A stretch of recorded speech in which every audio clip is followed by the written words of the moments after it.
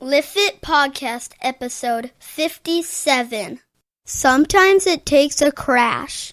In this episode, I'm going to share some things that are more of a personal nature than I normally do. I'm going to discuss the obstacles that kept me from doing something that I really love, how I dealt with it, how I recovered, and what I learned from it. You're listening to the Live Fit podcast with Glenn Johnson. Here, we'll talk about all things related to good health, fitness, food, fat loss, and the mind-body connection. Yes, it's time once again for the Live Fit podcast. My name is Glenn Johnson. Thank you, everybody, for listening. This is episode 57. Today is going to be a solo show. I haven't posted an episode in a while because I was kind of out of commission due to crashing my bicycle while racing. Today I'm going to tell you about that crash and how I benefited from it personally. I don't have any tips or tricks today, so let's just get on with the show.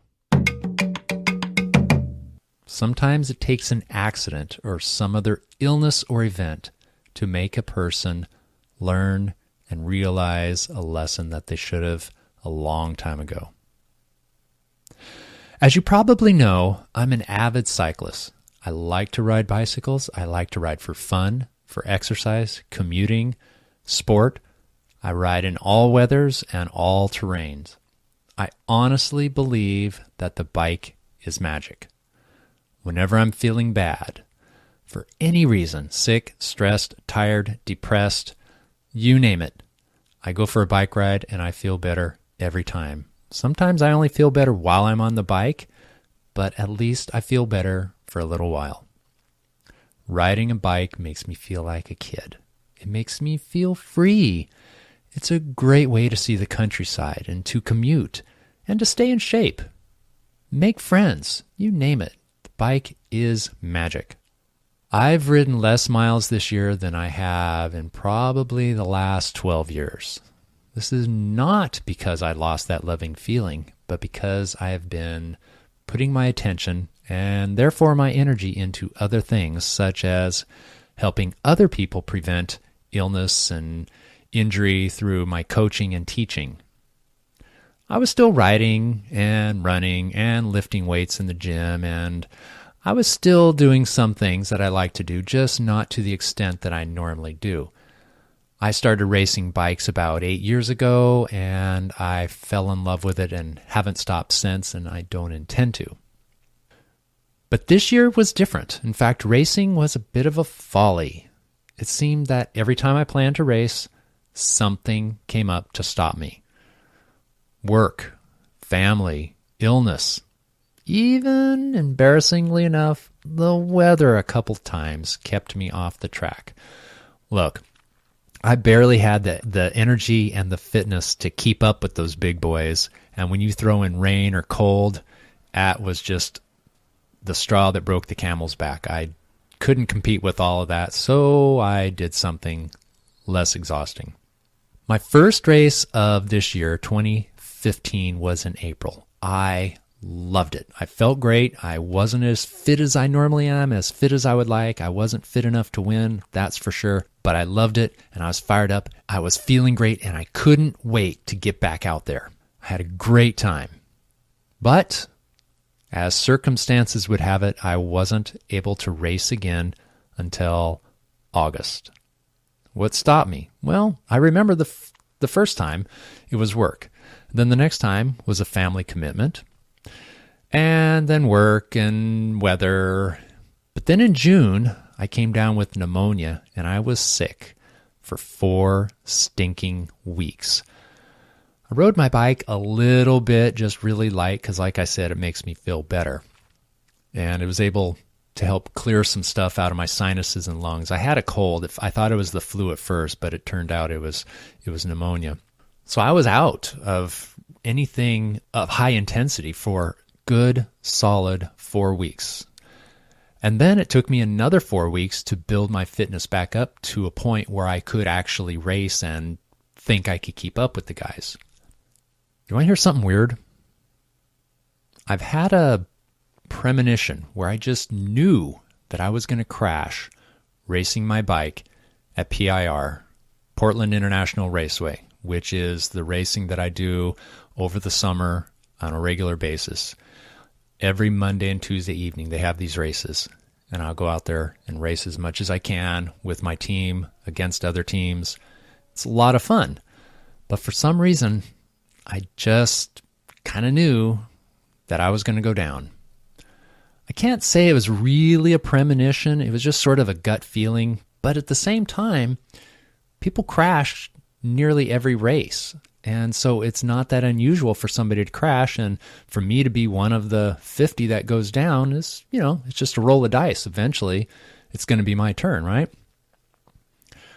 I've been pretty lucky, avoiding them, being in front of them, being to the side, just not being there that day. Whatever it was, I lucked out. But every time I did luck out, I felt my chances were increasing and increasing every single time. I didn't want this to be a self-fulfilling prophecy, so I really made sure not to let it affect my riding. I kept ultra alert, paid attention, tried to stay in the front of the pack, did everything I could to make sure I didn't cause a crash or be the victim of a crash. And I did well. But my luck eventually ran out. First, I'd like to take a little sidestep and tell any of you who are not familiar with the type of racing I'm talking about. It's called road racing. It's similar to what they do in the Tour de France, except it's not multi-day. It's just one day, and in fact, it's only about an hour long. We race on a very flat asphalt track that's about 2 miles long, goes around in a circle. It makes left and right turns, but it ends up completing a circle. And they have these races every Monday and Tuesday night in the summer months in Portland, Oregon. It's a fantastic venue. We're really, really lucky to have it. It's a great place to hone your skills, improve your fitness, have fun, make friends, burn off stress, keep yourself out of trouble.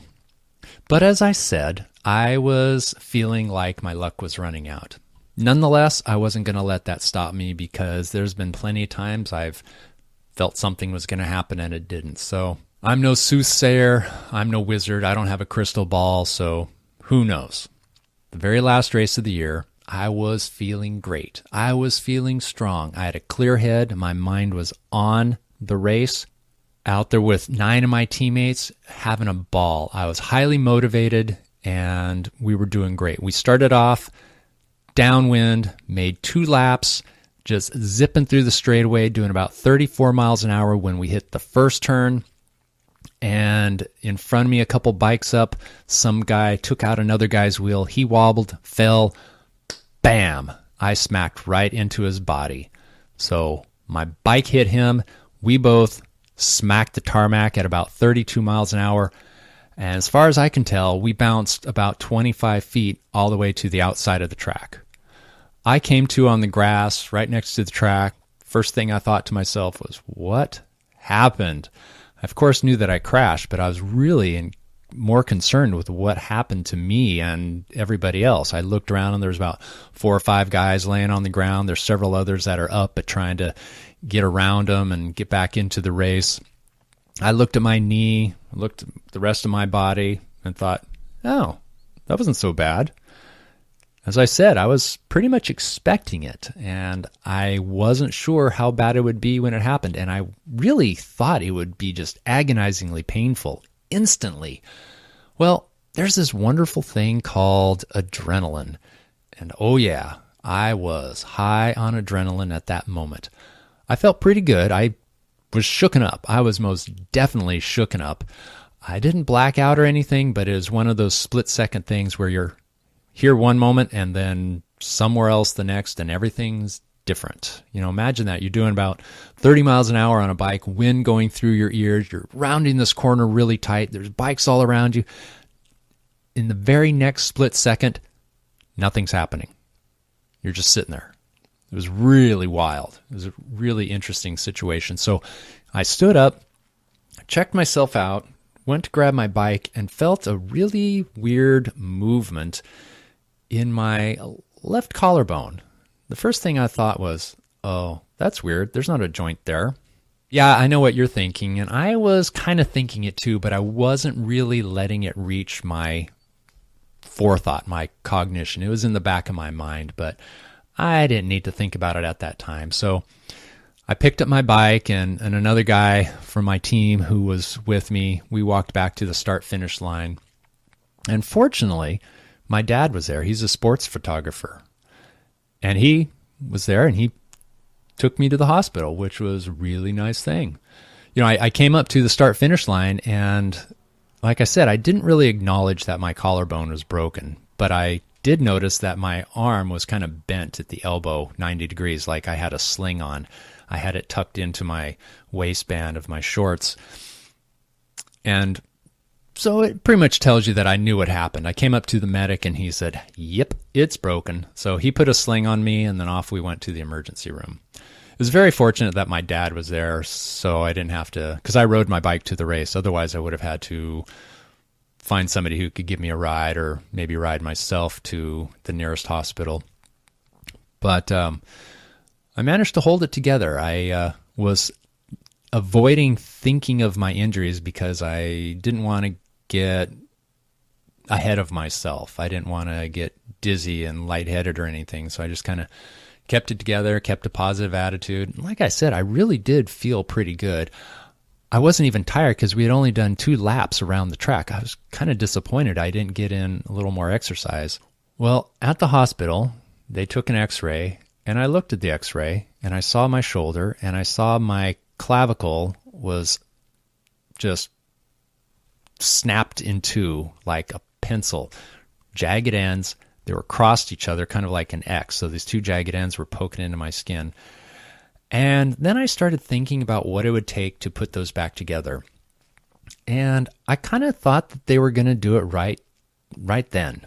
And I started feeling a little bit queasy at that moment. But to my astonishment, they told me, "Come back later for your surgery. We'll have them call you when we have an opening." Oh, well, that's different. So that really took me by surprise, and I could have saved myself a little anguish had I considered that possibility.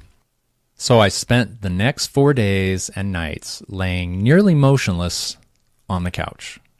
Now, I'm a very busy and active person. I don't do stationary very well. I don't even do stationary bikes or treadmills. I don't even like going to bed at night because I feel like it's a waste of time and I can't get anything done. I'm a very task-oriented person. I have many irons in the fire and balls in the air. I'm not only physically active but mentally as well. I'm constantly planning classes and creating programs and writing articles and thinking of podcast topics and contacting people and doing all the little things that it takes to be a teacher and to run a small business. I don't like to lay on the couch. I'll take a rest now and then, watch a TV show for 30 minutes or so, but it's not something I do very often or for very long at any one time. I tried to make the best use of my time that I could. So I grabbed my laptop and I tried to do some things on that. But that just didn't work out. I did not have the mental wherewithal. Probably because of the pain, probably also because of the pain meds. Also because I only had one hand I could really use, because every time I tried to use my left hand, it hurt my shoulder. So I just kept that as stationary as I could. Then my intentions kind of shifted to enjoying some entertainment. I thought, well, maybe I can get some reading done. Nope, that didn't work. How about watching a movie? Nope, that didn't work. TV series. I thought I could have a nice binge on some TV series. Nope, that didn't work either. Mostly, I just couldn't get interested in anything. Once again, pain meds. I don't know what it was, probably both. The second reason was I kept falling asleep. There goes that. What could I do?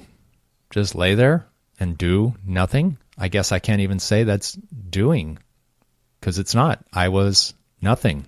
My body was laying there. I really could do absolutely nothing but lay there. Nothing. Do you know what it's like to do nothing? When was the last time you did nothing for any period of time? Not looking at your phone, not being on Facebook, not emailing, not reading anything, not listening to anything, just sitting or laying and looking, closing your eyes and thinking.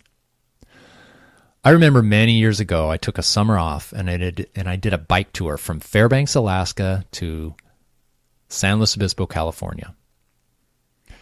I wasn't exactly doing nothing because I was pedaling all day, but my mind didn't have much to do. I'd look at the map before I started riding to see where I had to go and how far it was from one town to the next. I'd read the signs. Okay, 20 miles to go. Okay, 15 miles to go. Sometimes I'd do some math problems and figure out how long it would take me to get there. But that's about it. That's all I had to do. It took a while to get used to that. The first 3 days were very, very difficult. Then it got easier. Then after about a week, my brain rebelled again and said, come on, please, give us something to do. No, said, nope, we're not going to do that.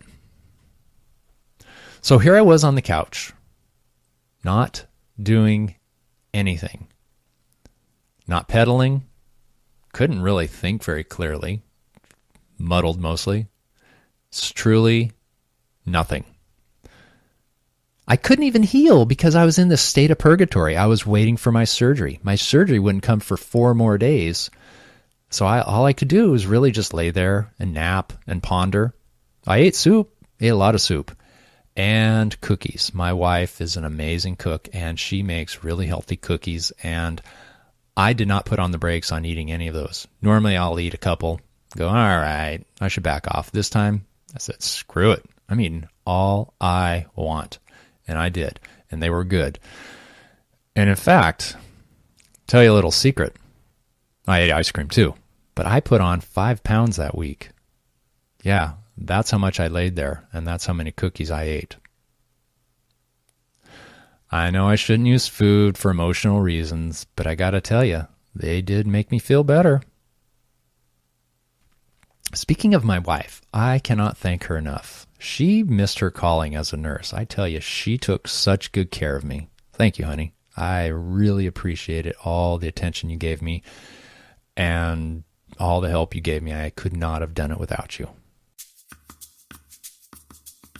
You are listening to the Live Fit podcast. If you enjoyed this episode, you can show your appreciation by rating, reviewing, and subscribing. You can also view show notes and links at livefitpodcast.com.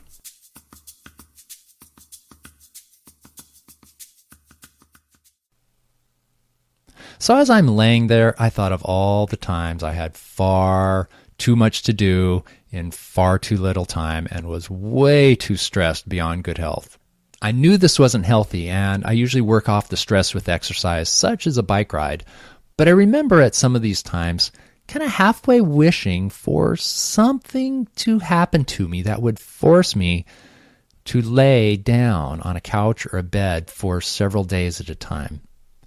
Now, I do want to give you the caution, be careful what you wish for. And I did actually think of this at those times, and I didn't actually wish that I would get in an accident, but it did seem a little bit pleasant to be sick in some way, not too uncomfortable, but where I truly couldn't do anything but just lay there and do nothing. I thought that would be a nice little treat because I normally can't do that. I don't allow myself to do that. I have too much to do. I put it on myself. I have a lazy bone, and once that lazy bone is activated, it's hard to break out of it. It's all me, but hey. So here I was in the situation where all I could do was nothing. So I decided I might as well enjoy it. It took a day and a half or so to get there, but once I finally did, I was okay with it, and I really didn't mind all that much. Like on my bike trip, I slowed down. It took some getting used to, but so does speeding up take getting used to when you're used to going slow. So I crashed on Labor Day. That Friday, which was a Monday, that Friday I had my clavicle repaired. It had shattered in the middle, and there were several pieces that they had to put back together. They put a plate on top of it and screwed it in there. I'm going to include a picture of my broken clavicle and what a plate looks like in the show notes at livefitpodcast.com. So I have never slept in a hospital as a patient before. I have when my wife was having a baby. So I spent a few nights in a hospital then, but never as a patient. And let me tell you, it was an experience. One I was kind of looking forward to. When they told me I was going to stay, I was thinking, yeah, cool. I've never spent the night in a hospital. Let's see what that's like. I think it'll be good for me. And it was. It was definitely an experience. It wasn't horrible, but I didn't really get any sleep. I just laid there, listened to the machineries making all the noises, the nurses coming in to check on me it seemed every 20 minutes. It probably wasn't, but I also had tubes coming off of every limb and the nasal cannula coming off of my nose, so it wrapped around my head. So it was really difficult to move. And of course, there's a certain amount of pain. Wasn't bad, but it was there. But that's okay. I got plenty of sleep on the couch leading up to it, so I really wasn't missing out on much. So I left the hospital the very next day, and I found out later that right about the same time I was leaving the hospital, a friend of mine was breaking his left clavicle, same as mine, racing his bicycle too. And I felt really bad when I heard the next thing he told me is that it took him 11 days before he got into surgery. I had to wait for 4, and that was just torture. It was agonizing because I couldn't heal. All I could do was lay there. He laid around for 11 days. Man, talk about purgatory. I returned home from the hospital, really glad to be home.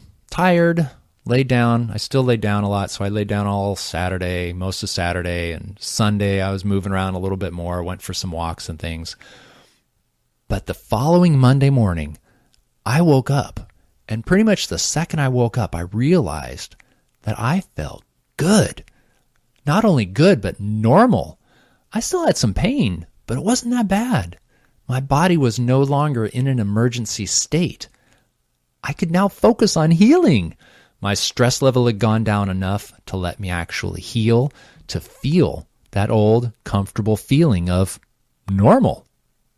You don't know what normal feels like. You don't even realize there is a normal until you don't feel that way anymore. You ever had the flu? You're sick and horrible and feeling lousy, and then as soon as it breaks, you start to feel good again, and then you get like that little taste of that familiar friend of yours, normal. Isn't it wonderful? I almost jumped for joy, but that would have hurt my shoulder, so I decided not to.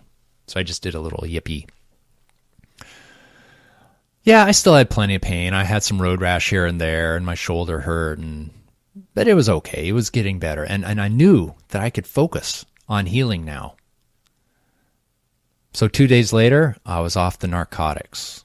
A week after that, I went back to work. And about the same time, I noticed that all of my road rash was healed. It was amazing. In fact, that whole week after the hospital, I was watching it heal every day. I was also noticing my range of motion in my shoulder getting better every single day, not just from the time I went to bed till I woke up, but from the morning until afternoon and evening, I could feel more use. It's about a week later, I could pull up my pants with both arms. I know that sounds funny, but I did not have the range of motion on my left arm. The next day, I was able to wash my hair with both hands. Holy cow, what an amazing thing. I had a few setbacks this year, mostly relating to riding my bicycle. That's okay. There's worse things that can happen. I didn't have to race. It's not my life. It's not my livelihood. It's something I enjoy. It's something that keeps me motivated to stay fit and stay in shape. But I had other things on my mind, more important things, my business, my family, myself. So it wasn't really all that bad, but it was a little bit frustrating because it really was one of those things where every time I start to race, something got in the way. But I think it's the setbacks that really define us and how we deal with these setbacks. So I got sick and I wanted to ride. I just wanted to go out and ride my bike.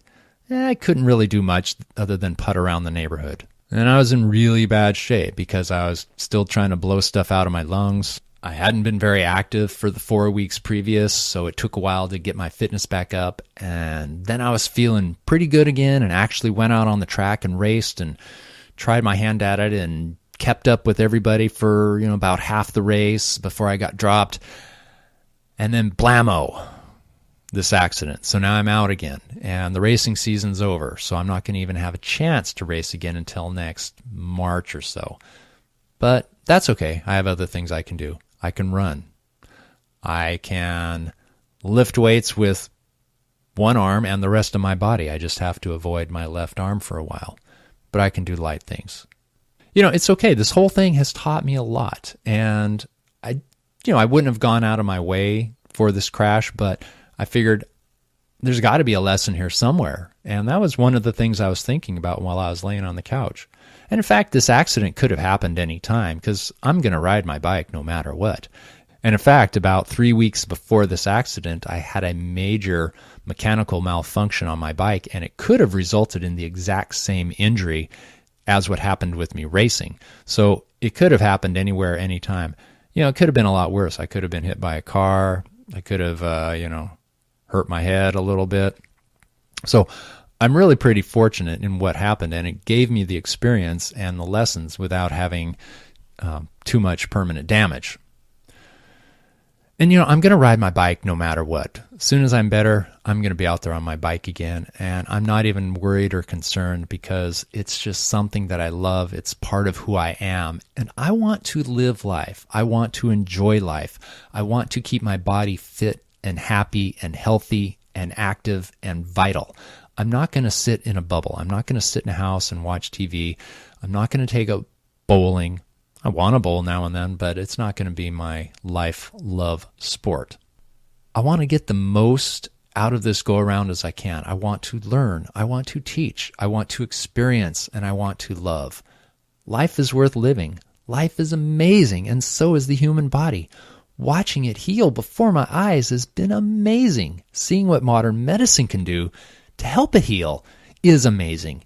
It's really fantastic. And this is why I teach physiology and fitness and coach people to get better and feel more healthy, because they can feel what I'm feeling now too. Some don't, and that brings a tear to my eye. So let me tell you the lessons that I learned. I learned to sit and do nothing. This is not a new concept. I've told you this before, and I've done it before, but not for long periods at a time. And I'm going to take every chance I get. I used to, and I say used to in past tense, listen to a lot of podcasts and audiobooks. And I'm not going to give those up. But one thing I am going to do is take a little bit more time with just me, just silence. Go for walks without listening to a podcast. Go for walks without listening to music. Lay in bed and just listen to my thoughts. Also, this accident taught me to relax and accept my situation. Taught me to enjoy silence and appreciate my thoughts and thinking. Taught me to appreciate those around me. Let me tell you, you know who your friends are when something like this happens. You know who really cares about you. There's people that I didn't know knew about it, called me up and said, "Hey, how you doing? I heard about your accident." Really awesome. Really awesome. You know what else? There's a difference between pain and discomfort. Dentists always tell me if you feel any discomfort. Like, look, just being here is uncomfortable, so I don't know what you're talking about. But,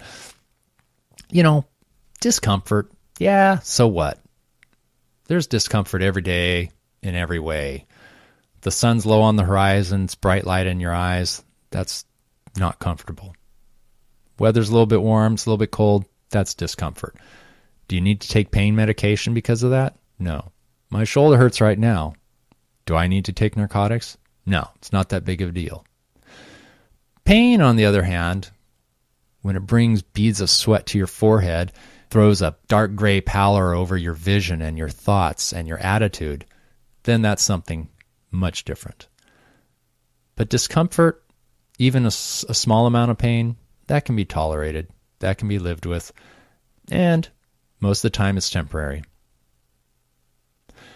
This accident has given me a different perspective. Like I said, I had never spent the night in a hospital as a patient.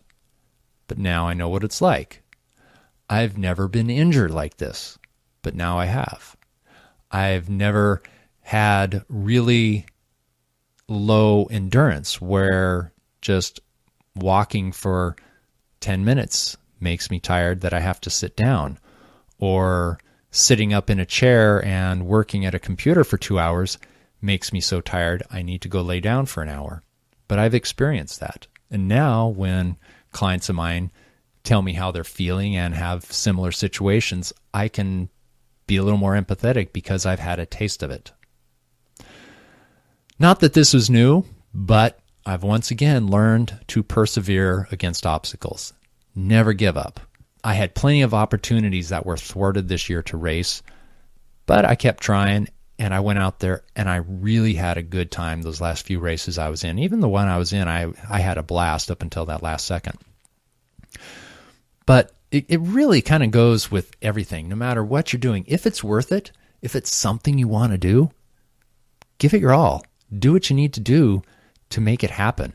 And I'm mostly talking about things like improving yourself, changing your habits, quitting smoking, developing a regular exercise habit, giving up fried foods, whatever it is, there is a good reason in there. Find it, hang on to it, and persevere. Just forget about those obstacles, go around them, go over them, go under them, shove them aside, or frankly, just ignore them, close your eyes, and maybe they'll disappear.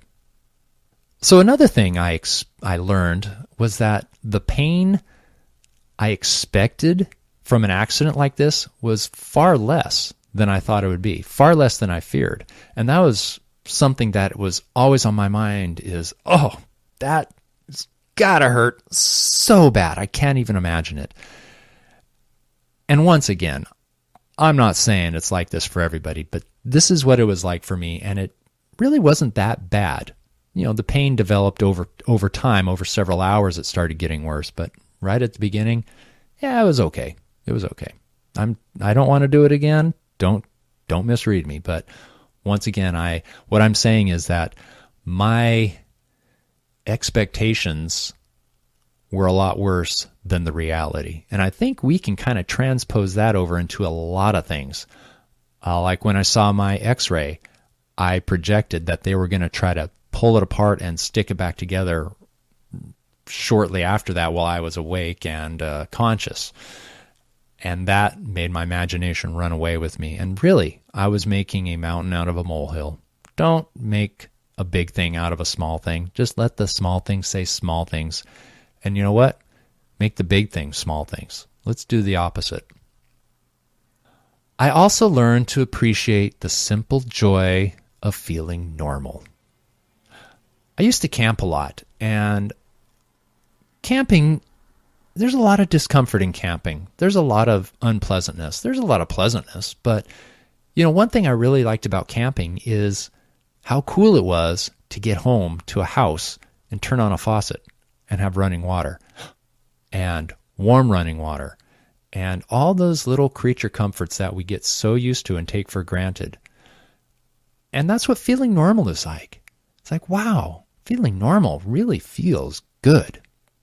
And the last thing is something I was mildly concerned with, is that if I was in a big accident on my bike and broke a bone, that I wouldn't want to ride or race my bicycle again.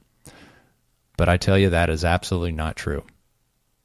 So all in all, I'm thankful for this year. I'm thankful for the experiences I've had. I think this accident was a good experience for me. I'm not saying it was fun, but I learned a lot. I appreciate a lot more now.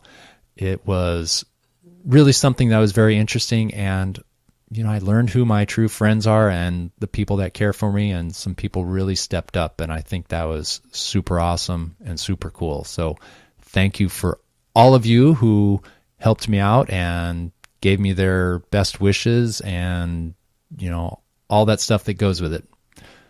And I will be talking to you later. Over and out. Thank you for listening to this episode of the Live Fit podcast. Please keep those reviews coming in iTunes and Stitcher Radio. You can subscribe, read show notes, articles, resources, and learn more about the weight management programs at livefitpodcast.com.